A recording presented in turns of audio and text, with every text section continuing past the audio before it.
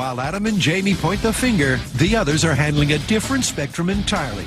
They're hot to trot with thermal motion, an alarm that's triggered by temperature. All people emit infrared energy in the form of heat. So what this does is it takes a room, it gets a snapshot of what the room is, and if it sees some large chunk of its picture having more infrared energy, it'll trip the alarm. Watch what happens with Tori. As soon as he enters the room, his body heat is picked up by the sensor, and the alarm starts to sizzle.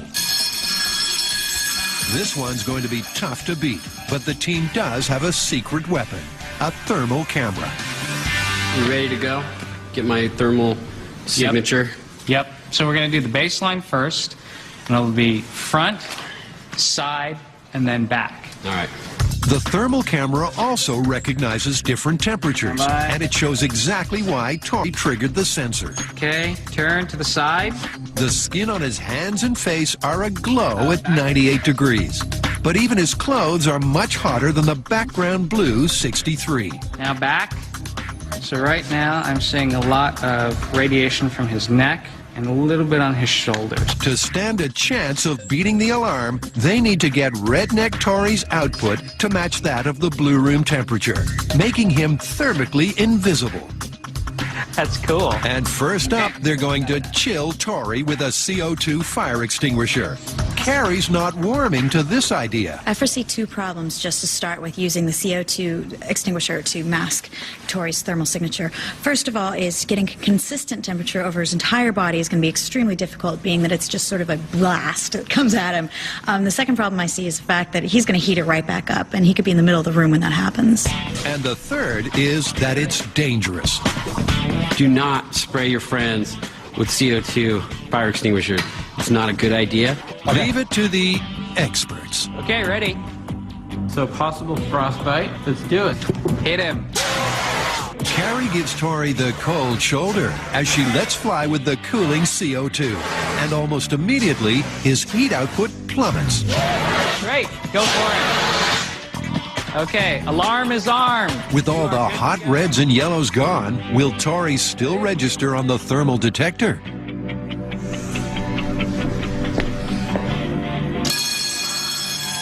So with this method busted, they need a new plan to come in from the cold. Coming up on Mythbusters, will mud beat a thermal motion sensor?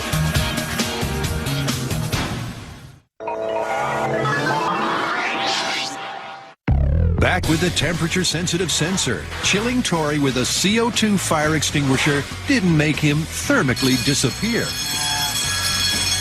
So now, the team is diving headlong into a new tactic that might.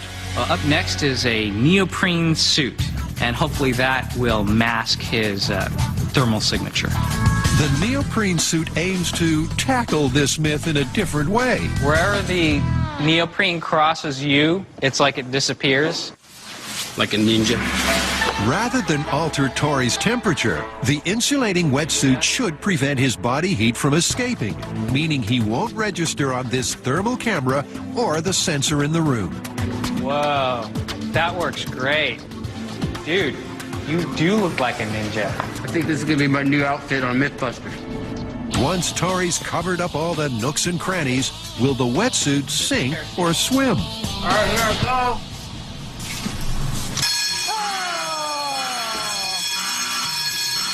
With the alarm ringing, Tori heads back to the test zone for a post-mortem. When you first started, this suit was totally blue and it blended into the background perfectly. But now, I can totally see the outline of it. And the longer I stay in the suit, the more of the heat from my body is going to transfer to the suit. So with the wetsuit sunk, what's next for this hothead? Well, in the M5's flower beds, Carrie and shop assistant Terry are trying to dig up the third possible solution.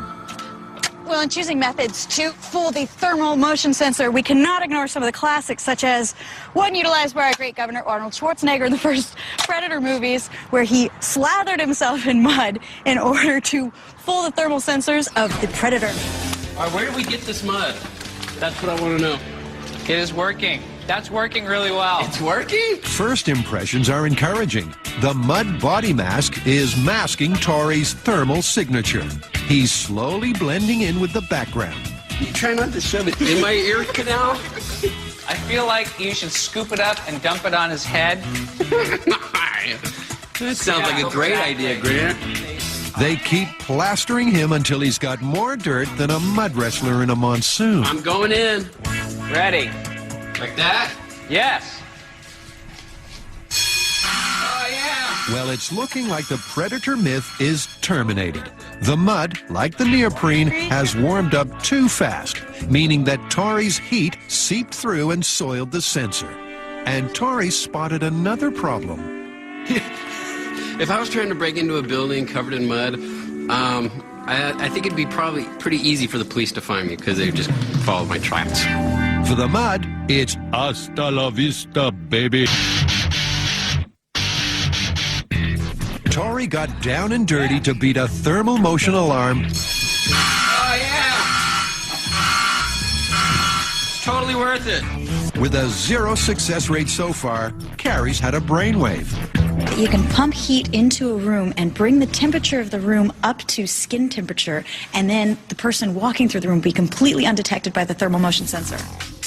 Up to now, they've needed to mask the body's thermal signature because humans are hotter than room temperature. Okay, opening the gas. But by increasing that room temperature through the ceiling vent to 98 degrees, Grant should be able to drop right in. But there's a problem. Okay. Well, what's happening inside of the room, and you can see this on the infrared camera, is a huge hot stream just flowing right past it, dumping into the room and setting off the sensor. So for take 2, they bring the heater down to ground level and have it set to low. But they're not the only changes. As a definitive test of this method, there's really only one way to do it, and that is to enter the room commando style. And by commando style, I mean naked, or close to it. That's right, ladies. It's your lucky day as Grant strips for science. He reckons that while the room will get to human body temperature, his clothing won't. The only way for him to emit exactly 98 degrees, sadly, is to strip to his boxers. All right, Grant. We're at 96 degrees. Grant crawls into position, waits for those extra 2 degrees, and then Yeah, you look good. sets off the alarm. It seems that this sensor is just too sensitive. Even a near-naked Grant can't sneak past. Well, next up is the pane of glass, and the science behind it is that visible light can pass easily through, but infrared is mostly blocked. And since this sensor is looking at infrared energy, it has a very good chance of masking Tori's body heat signature. In theory, the thick glass should finally crack this alarm. That's cool. That is totally blocking your infrared. Hold it in front of your face. Yeah! Wow. Walk towards the camera with it. The glass works like a charm. Everything it covers is thermically invisible. Well, the big pane of glass worked great, but the only problem is carrying a big pane of glass through a duct or wherever you're trying to break in probably wouldn't be very practical. So what I propose is we try a different approach. Because walking up to the alarm with glass in hand isn't really realistic, Grant's building a special glass-holding clamp. All right, we're going to time this one, and I'm starting it now. He'll use the clamp to drop a frame of glass over the sensor through the ceiling vent, but it ain't that clear-cut. It looks like they're having trouble getting the angle on the sensor, getting the arm down into position to actually put the frame on the sensor. With Grant unable to contort to the angle of the dangle, Carrie tries her luck instead. That's looking good. Nice work. Carrie was able to hook the frame over the sensor, and they are now entering the room. And that was under 2 minutes. At last, they're in true heist style. So the myth that thermal motion alarms are unbeatable is busted.